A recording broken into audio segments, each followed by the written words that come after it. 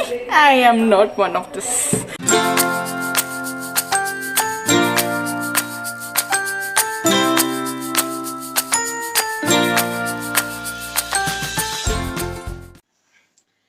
Hi everyone and welcome to my first ever video on my official YouTube channel. I'm gonna say official because it makes me sound important.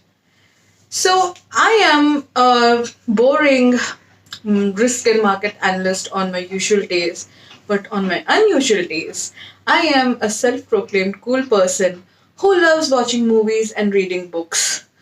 My mom also likes to call me sleeping whale, but we are in contention about that, so we'll come back to that later. Today, I'm going to talk about some important life lessons that our all time favorite movies taught me. Shall we? Number one, Ye Jawani Hai Diwani. If you observe closely, Ye Jawani Hai Diwani is actually two movies. One is a sensitive coming of age tale of four friends directed by Ayan Mukherjee. And the second techie part of the picture is made by Karan Johar and makes no sense whatsoever. But the important life lessons that I learned from Ayan Mukherjee's part was about self-love, friendship, how relationships take more than just hunky-dory romance and take adjustments to make it work. But Karan Johar taught me something way more important. Lesson number one. Apparently, there exists a brothel in Mumbai which has happy, healthy sex workers who wear Manish Malhotra clothes and perform for an audience without any apparent payoff. Amazing place, I would like to find it. Lesson number two. If you are an engineer, you can afford a wedding at Lake Palace Udaipur. Oh my god, what?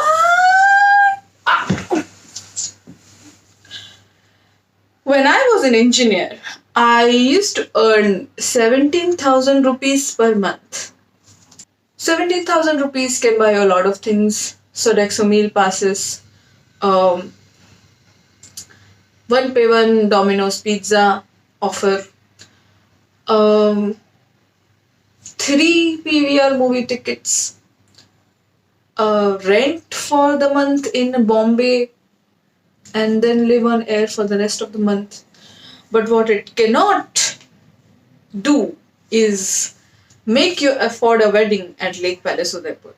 But in Karan Johar's world, it is possible. He gives me hope. Lesson number three.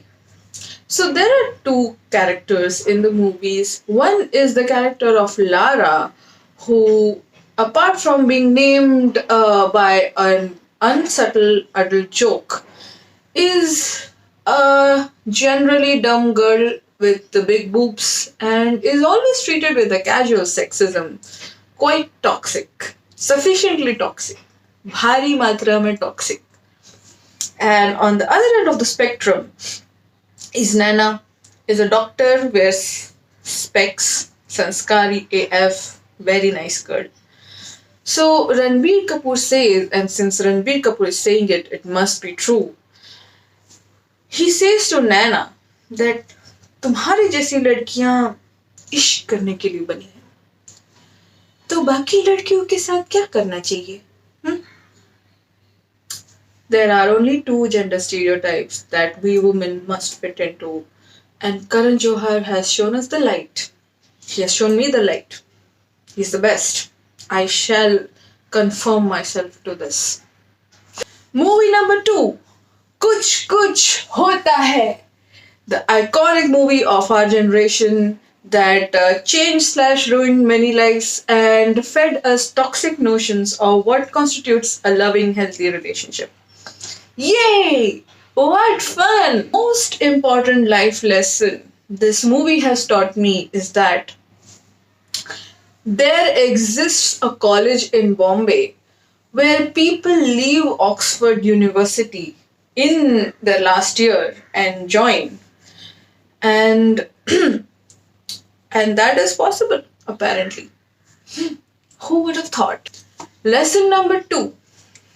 If you leave the said Oxford University and join a lame ass college where the principal tells girl students that they should not wear short skirts because it excites the boys, then you deserve to marry a jerk like Rahul and die at the tender age of 22 due to the movie's unspecified timeline and end up producing an annoying kid who acts as a weird, creepy Tinder to her dad. Can't even. Lesson number 3. If you are senior Anjali and you leave your education in the last year along with your dupatta, eventually you will end up marrying the jerk Rahul and being responsible for his annoying, creepy kid. So, the life lesson was education over fuckboys. Movie number 3. Mujhse dosti karoge. For those of you who have not watched this movie as obscene number of times as I have, let me give you some context. This is a story of 3 childhood friends, Raj, Tina, Pooja. Raj and Tina are hot. Pooja is not hot because she's dark, or so the movie says. Raj moves to London as a kid. He has a crush on Tina. He decides to write letters to her. But Tina has no F's to give. And instead, Pooja replies under Tina's name because she has a crush on Raj and has severe low self esteem because she is dark and the society around her tells her that's a bad thing. So this shit goes on for 15 years, and after 15 years, Raj comes back, falls for Tina, etc., etc., etc., dot, dot, dot, dot. In the end, Pooja and Raj end up getting married. Don't ask me, watch the movie to know what happens in between. It's really not that important. What is important is that there is a song in the movie. It's called Savli Si Ek Ladki, which literally translates into English as that dark girl. And it implies that if you are dark, you have to be sober, a nerd, sanskari, and in general a doormat. You have to be thankful to guys who fall for you. And you cannot expect other people to love you, and if they do, it's their greatness and, because they're loving you despite being dark. What an amazing thought. So, the life lesson is colorism, score 1, decent human behavior, score 0. What an amazing message from a amazingly mediocre director. So much fun, man. My taste in movies is amazing. Also, bonus life lesson from Kuch Kuch Hota Hai. Baby Anjali is a superhuman who can read complicated letters explaining the concept of friend zone as a 1-year-old. Just for comparison, when I was 1, I used to eat worms and poop on mom's new sari. Movie number 4, Rehna Hai Teri Dil Mein. Okay. This movie is generally loved by all because it has some amazing songs that have helped me through my angsty adolescent phase where I would have crushes over pimply boys and they would tell me that I'm their bro. Okay, yeah. So, apart from listening to Sach Keh Raha Hai Deewana, Dil Na Kisi Se Lagana, what I learned was that if you fool a person you have a crush on into thinking you are better than you are and give yourself a completely fake ID, then you will get your love in the end. If you truly think about it, then Rehna Tere Dil Mein's entire plot is one creepy Facebook message saying, "Hello, dear." So that's all for today, guys. Enough feminist rants.